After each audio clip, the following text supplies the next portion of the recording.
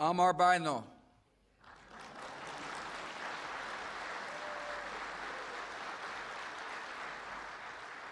Thanks for the warm welcome.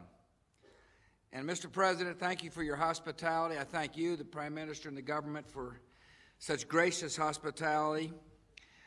I want to thank the First Lady for being so kind to Laura. It is really, really an honor to be here in your great country.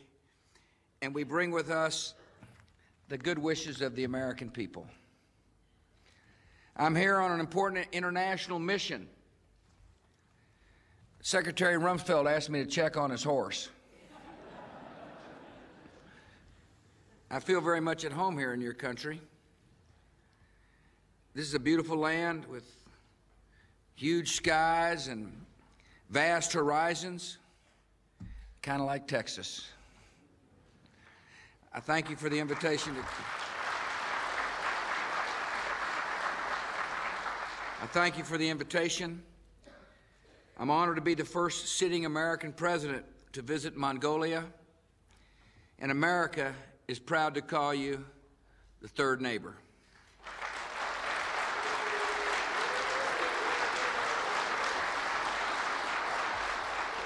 "15 years ago, Mongolians gathered outside this great hall by the thousands, braving sub-zero temperatures and defying a repressive regime to demand their liberty. The protesters included students and workers and monks, and a group of young Democrats on a hunger strike.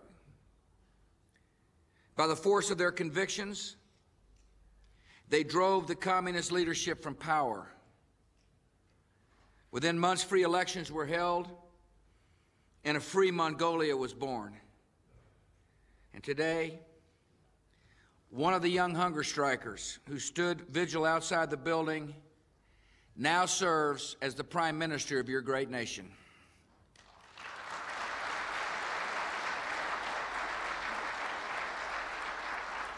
Mongolia has made the transition from communism to freedom. And in just 15 years, you've established a vibrant democracy and opened up your economy.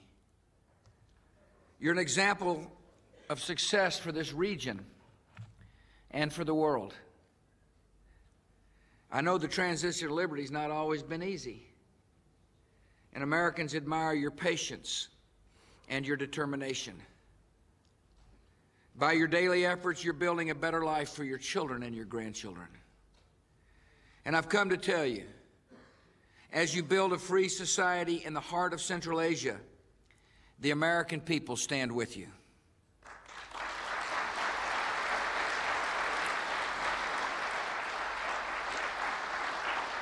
Earlier this year, when a terrible hurricane struck my nation's Gulf Coast, the Mongolian people stood with us.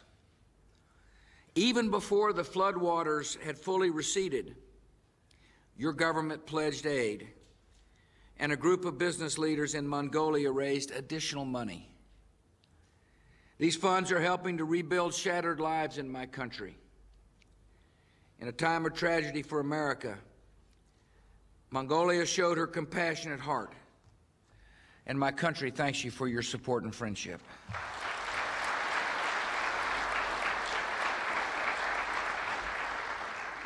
Americans and Mongolians have much in common. Both our nations were settled by pioneers on horseback who tamed the rugged plains. Both our nations shook the yoke of colonial rule and built successful free societies. And both our nations know that our responsibilities in freedom's cause do not end at our borders, and that survival of liberty in our own lands increasingly depends on the success of liberty in other lands. This conviction has inspired the Mongolian people to share the hope of freedom with others who have not known it. Mongolian officers have served in missions to keep the peace in Western Sahara and the Congo. Your forces are serving alongside U.S. and coalition forces helping to train the armed forces of a free Afghanistan. And in September, Mongolia sent its 5th rotation of forces to Iraq, and Mongolian soldiers are serving in that country with courage and great distinction.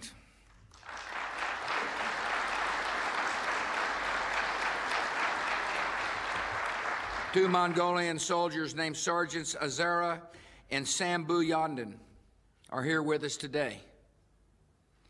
In Iraq, they risked their lives to stop a suicide bomber who was trying to drive a truck full of explosives into a coalition mess tent.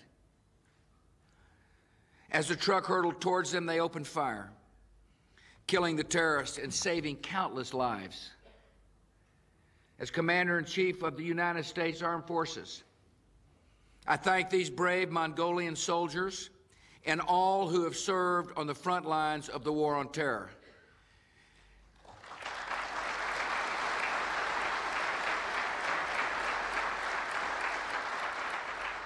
Mongolian Armed Forces are serving the cause of freedom, and the United States Armed Forces are proud to serve beside such fearless warriors. In Iraq, Mongolian forces have helped make possible a stunning transformation. Earlier this year, Iraqis went to the polls and chose their leaders in free elections. Last month, they returned to the polls and improved a democratic constitution for a free Iraq. And in a few weeks' time, Iraqis will vote once again to choose a fully constitutional government to lead them for the next 4 years.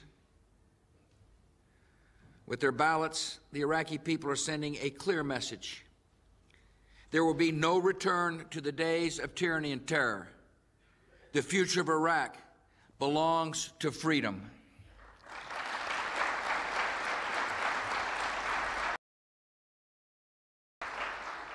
Many of you can still recall the exhilaration of voting freely for the first time after decades of tyranny. You know the satisfaction of seeing leaders you chose take office, and of seeing them leave office if you decide to replace them.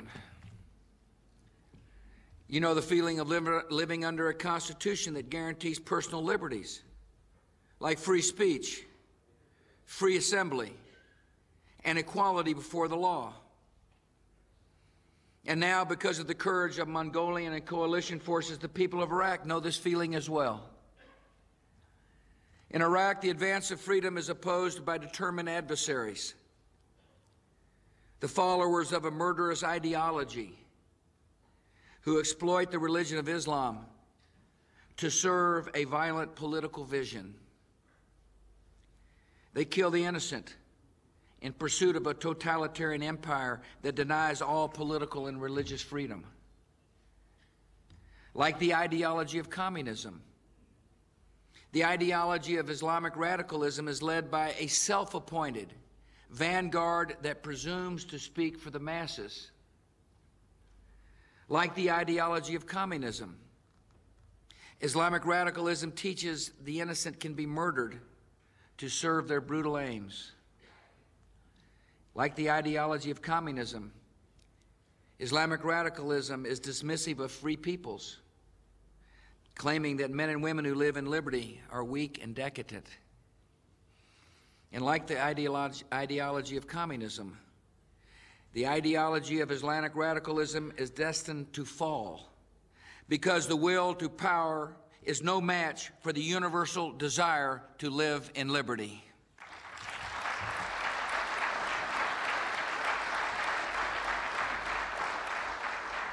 Free people did not falter in the Cold War, and free people will not falter in the war on terror.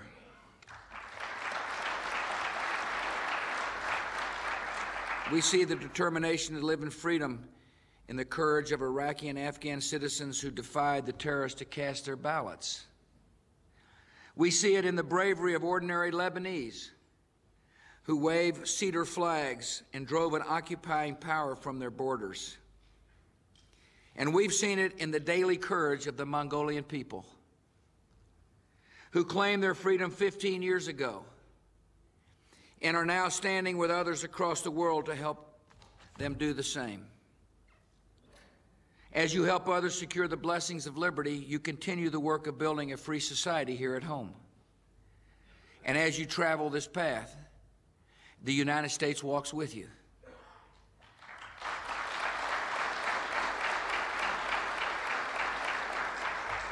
Earlier this year, I announced a new solidarity initiative to provide financial assistance to nations like Mongolia that are standing with America in the war on terror.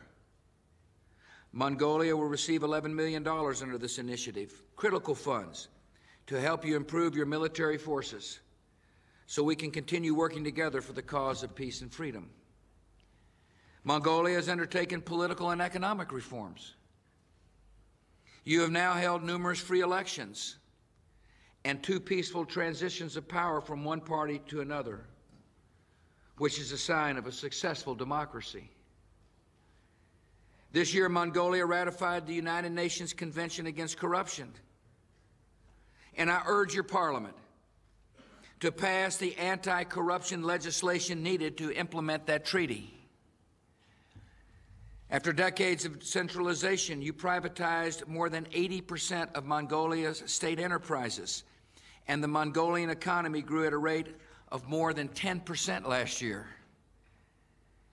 In recognition of your progress, Mongolia has been named a country eligible for assistance under the Millennium Challenge account, a new program the United States has established to assist countries that govern justly, invest in their people, and promote economic freedom. My administration is committed to working with your country to complete a Millennium Challenge compact as soon as possible and to help the Mongolian people continue on the path of reform.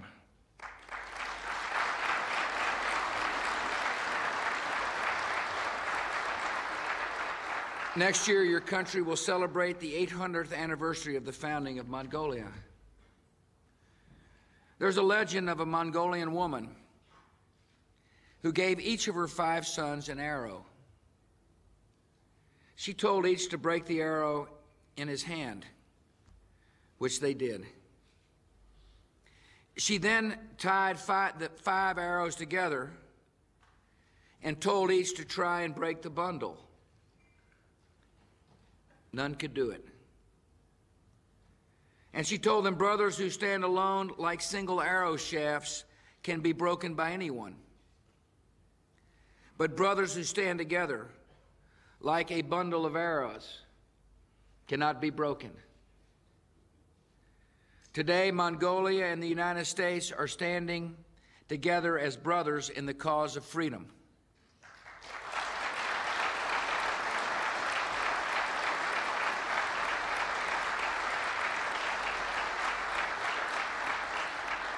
And if free nations remain united, no force of tyranny or terror will break us.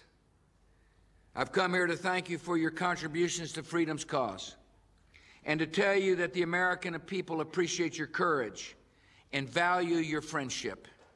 And on behalf of all Americans, Ik Bayerla.